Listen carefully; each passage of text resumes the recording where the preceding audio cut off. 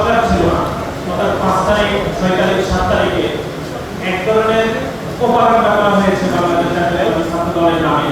আপনারা জানেন যে 0% কন্ট্রিবিউশন 100% সেলিব্রেশন, এরকম একটি স্লোগান তুলে দেওয়া হয়েছে বাংলাদেশ জাতীয়তাবাদী ছাত্র দলের নেতা কর্মীদের নামে। আজকের এই আয়োজন থেকে আমরা আপনাদেরকে স্মরণ করে দিতে চাই জুলাই 16 তারিখ যেদিন শহীদ আবু সাইদ সকালে রংপুর বিশ্ববিদ্যালয়ের মেধাবী শিক্ষার্থী আমাদের ভাই যেদিন শহীদ হয়েছে, তার থেকে একটু পরে আমরা খবর পেয়েছি আমাদের সহযোগিতা আমাদের ভাই ওয়াসিম আকরাম চট্টগ্রাম কলেজের আহ্বায়ক কমিটির সদস্য তিনি শহীদ হয়েছেন। শহীদ ওয়াসিম আকরাম জানতেন যে তিনি খুনি হাসিনা রেজিমে যদি চাকরির পরীক্ষা দেন, তিনি যদি উত্তীর্ণ হতেন তিনি কখনোই চাকরি পাবেন না, এটা তিনি জানতেন। তিনি কেন তার সামাজিক যোগাযোগ মাধ্যমে তিনি স্ট্যাটাস দিয়েছিলেন যে চলে আসুন 16 শহরে, তিনি একা আসেননি, হাজার হাজার মানুষকে তিনি আহ্বান করেছিলেন। সে আহ্বানে সারা দিয়ে হাজার হাজার মানুষ চট্টগ্রামের মুরাদপুরে সেই ছাত্র জনতার গণ অভ্যুত্থানে অংশগ্রহণ করেছিল। কিন্তু সব মানুষ হয়তো সেদিন ফিরে গিয়েছিল, কিন্তু শহীদ ওয়াসিম আকরাম সেই রণক্ষেত্র থেকে আর ফিরে যেতে পারেননি। সেরকম একটি সংগঠনের নেতা কর্মী যারা 142 জন নেতা কর্মী শহীদ হয়েছেন, সেই সংগঠনকে টার্গেট করে একটি গুপ্ত সংগঠনের সন্ত্রাসীরা 5 তারিখ থেকে 8 তারিখ পর্যন্ত তারা স্লোগান দিয়েছে, সামাজিক যোগাযোগ মাধ্যমে ক্যাম্পেইন করেছে যে 0% কন্ট্রিবিউশন 100% সেলিব্রেশন। আমরা আজকের আয়োজন থেকে সেই গুপ্ত সংগঠন যারা গত 15 বছর ধরে বাংলাদেশের কোন ক্যাম্পাসে রাজনীতি করতে পারে নাই, বিভিন্ন সন্ত্রাসীরা যারা অতীতে খুনি সংগঠন ছাত্রলীগের সাথে মিলেমিশে রাজনীতি করেছে, 5 আগস্ট পরবর্তী সময়ে যারা প্রকাশ্যে রাজনীতি করেছে, তারা বাংলাদেশ জাতীয়তাবাদী ছাত্র দলের নামে এরকম একটি মিথ্যা ক্যাম্পেইন সামাজিক যোগাযোগ মাধ্যমে চালু করেছে। আজকের আয়োজন থেকে বাংলাদেশ জাতীয়তাবাদী ছাত্র দলের 142 জন নেতাকর্মী যারা শহীদ হয়েছেন তাদেরকে আমরা গভীর শ্রদ্ধা বলে স্মরণ করছি। একই সাথে বাংলাদেশের অন্য অনেক ছাত্র সংগঠন তাদের সাধ্যমতে এই ফ্যাসিবাদের বিপক্ষে তারা আন্দোলন সংগ্রাম করেছে, সেই আন্দোলন সংগ্রাম করতে গিয়ে অনেকেই শহীদ হয়েছেন। এখানে আজকে যে ছাত্র সংগঠনগুলো সভাপতি সাধারণ সম্পাদক রয়েছেন তাদের শীর্ষ নেতৃত্বরা আমাদের গত 15 জুলাই ঢাকা বিশ্ববিদ্যালয়ের টিএসসিতে আমরা একটি প্রোগ্রাম করেছিলাম। সেই প্রোগ্রামের নাম ছিল গণ অভ্যুত্থানের বাক বদলের দিন। এই প্রোগ্রামের প্রেক্ষাপট ছিল আপনারা জানেন 14 তারিখ খুনি হাসিনা একটি সংবাদ সম্মেলন করেছিলেন, যে সংবাদ সম্মেলন থেকে তিনি ঢাকা বিশ্ববিদ্যালয় সহ বাংলাদেশের যে সকল শিক্ষার্থীরা কোটা সংস্কারের দাবিতে আন্দোলন করছিল তাদেরকে রাজাকারের নাতি পুতি বলে ঘোষণা দিয়েছিলেন। তার এই প্রতিবাদে ঢাকা বিশ্ববিদ্যালয়ের শিক্ষার্থীরা 14 তারিখ রাজু ভাস্কর্যের সম্মুখে তারা প্রতিবাদ করেছিল।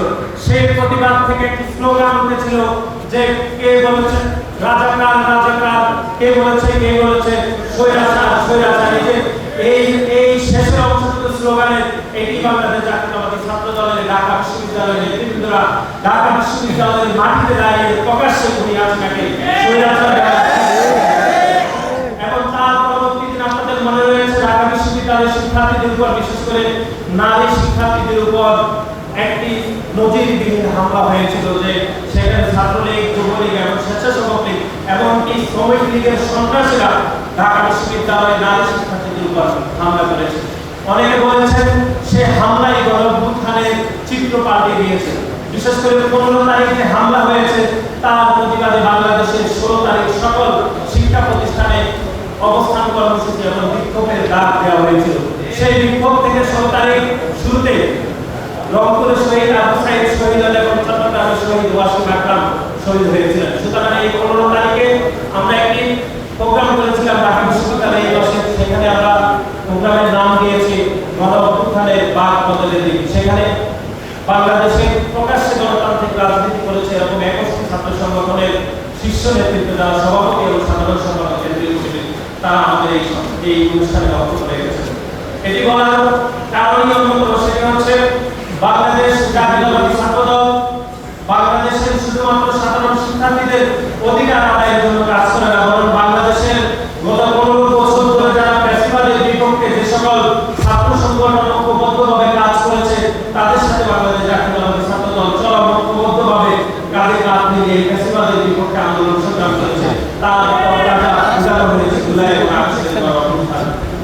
আপনারা দেখছেন যে গণঅভ্যুত্থান পরবর্তী সময়ে বাংলাদেশে একটি ছাত্র সংগঠন, যে সংগঠনের নাম ইতিমধ্যে আমরা বলেছি, সেই ছাত্র শিবির বিভিন্ন ক্যাম্পাসে তারা আত্মপ্রকাশ করেছিল।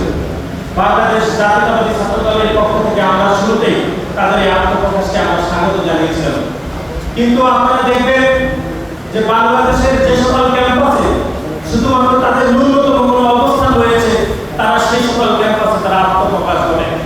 কিন্তু যে সকল ক্যাম্পাসে তাদের নেতাকর্মীরা খুবই স্বল্প সংখ্যক থাকে, যে সকল ক্যাম্পাসে তারা একটি বড় ধরনের মিছিল করার সক্ষমতা দেখাতে পারে না, সেই সকল ক্যাম্পাসে তারা গুপ্ত রাজনীতি করে, তারা কখনোই তাদের কমিটি প্রকাশ করে না। আমি কয়েকদিন আগে একটি বক্তব্যতে বলে আসছি, যদি আপনারা শিবির দেখতে চান, শিবিরের আচার ব্যবহার দেখতে চান, শিবিরের সন্ত্রাসী কার্যক্রম দেখতে চান, তাহলে আপনারা চট্টগ্রাম বিশ্ববিদ্যালয়ে চলে যাবেন, সেখানে শিবিরের কার্যক্রম আপনারা দেখে আসবেন। আপনারা চলে যাবেন রাজশাহী বিশ্ববিদ্যালয়ে, সেখানে দেখবেন যে রাজশাহী বিশ্ববিদ্যালয়ে গত 5 দশকের বেশি সময় ধরে বাংলাদেশের সাধারণ শিক্ষার্থীদের উপর কিরকম নির্যাতন এবং সন্ত্রাস করেছে সেই ছাত্র শিবিরের নেতৃত্বরা। আপনারা চলে যাবেন চট্টগ্রামের বিভিন্ন শিক্ষা প্রতিষ্ঠানে, সেই শিক্ষা প্রতিষ্ঠানে আপনারা দেখবেন যে শিবির কাকে বলে। আপনারা চট্টগ্রাম কলেজে চলে যাবেন, মহসিন কলেজে চলে যাবেন, কমার্স কলেজে গেলে আপনারা শিবিরের আসল চিত্রটা আসলে দেখতে পাবেন। কিন্তু আপনি কখনোই শিবিরের আসল প্রকাশ স্বরূপ আপনি ঢাকা বিশ্ববিদ্যালয়ে দেখতে পাবেন না, কারণ ঢাকা বিশ্ববিদ্যালয়ের পবিত্র মাটি শিবিরের রাজনীতিকে কখনোই প্রকাশ্যে অনুমতি দেয়। এই গণঅভ্যুত্থান পরবর্তী সময়ে ঢাকা বিশ্ববিদ্যালয়ের কিছু দুষ্কৃতিকারী সংগঠকদের সহায়তায় তারা ঢাকা বিশ্ববিদ্যালয়ে স্বাভাবিক কার্যক্রম পরিচালনা করছে। সংগ্রামী বন্ধুগণ, এরকম একটি গুপ্ত সংগঠনের রাজনীতি থেকে বাংলাদেশের সাধারণ শিক্ষার্থীদেরকেও আমাদেরকে সতর্ক থাকতে হবে এবং এই গুপ্ত সংগঠনের বিরুদ্ধে